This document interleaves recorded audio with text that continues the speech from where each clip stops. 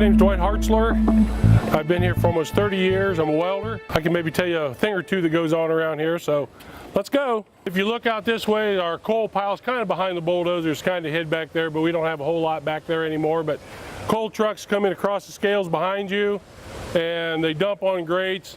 This is the coal belt system. It runs up in the plant and we can put we call them bunkers, fill the bunkers with coal to run our coal fire boilers. These are cooling towers here. If you look back there, there's water. If you see the steam in the morning or evening sometimes blowing across, it's just water. That's all it is. It's not pollution. It's just steam. That's all it is. It's part of the process that we do in the plant. We got to pull heat out of the plant. It creates a vacuum, which is part of our steam thing that we do with our turbines. These tanks here, they collect all the rainwater off the surrounding facility.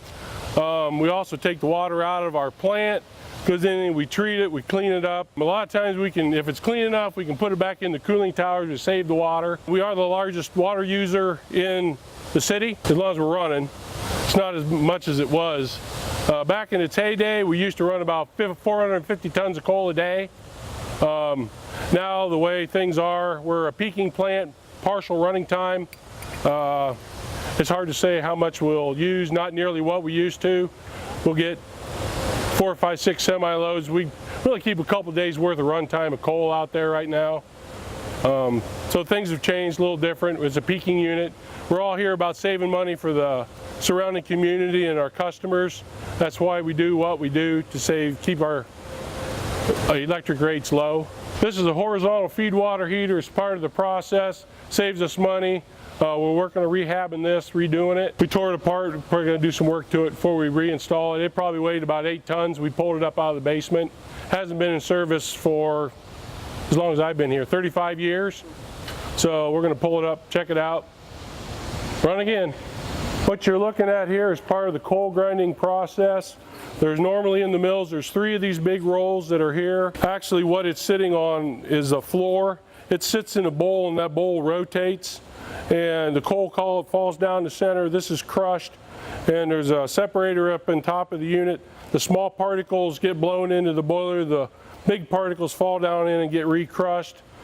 Typically it's about the size of talcum powder when it's done. You can push that little green button there if you want. Look inside the box.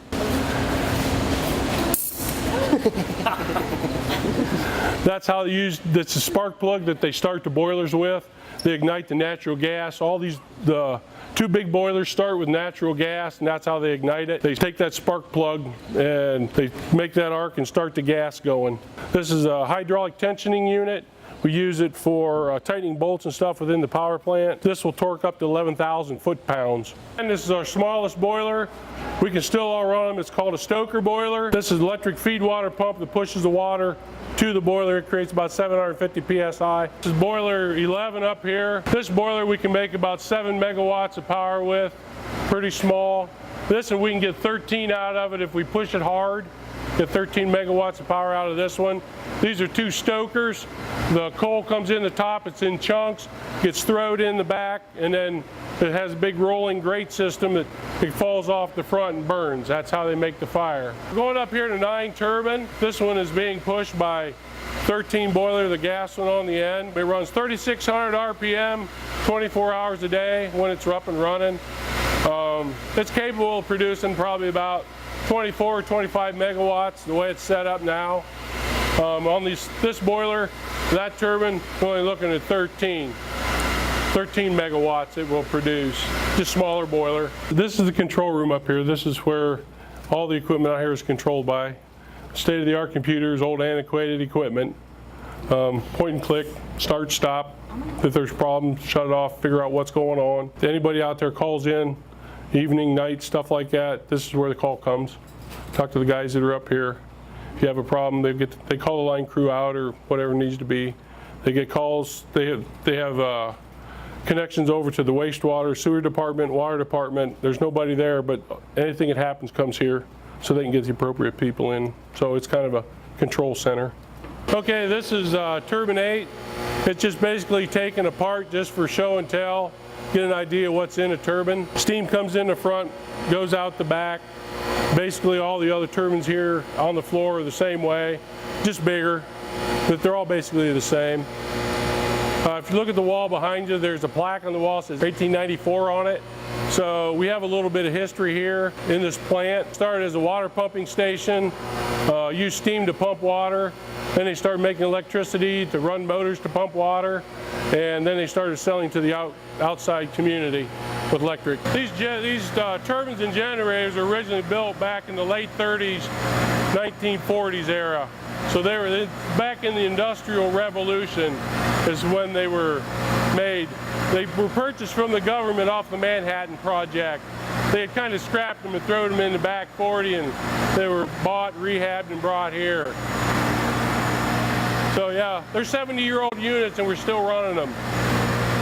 Any parts, nothing's off the shelf. We go out and have specialized people build and make the parts for these things. It's kind of expensive, but we can still get parts made for them yet. So we're still running them.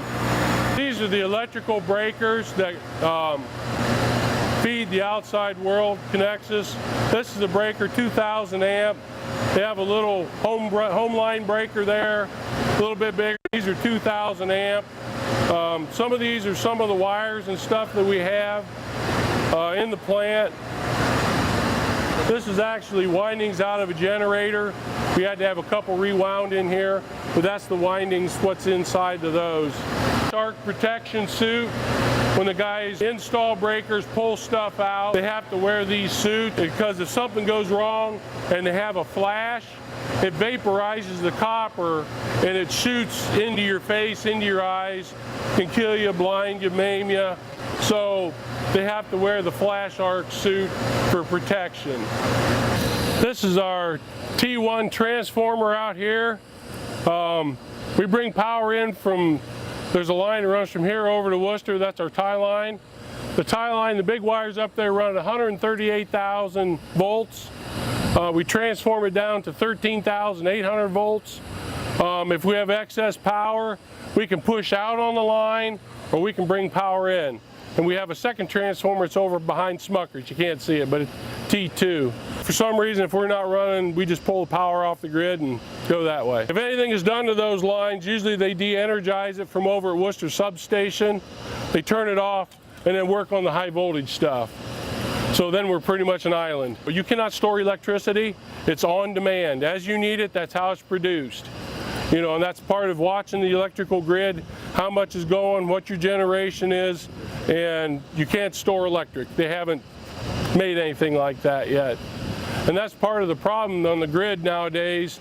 They haven't really improved it that much, and as your electrical use gets higher, you know, you got to keep adding more power to that, and we're getting pretty close to that level right now. So, I mean, the United States is. We can produce just enough here. If we're an island, we can produce just barely enough to cover everything in our little area here.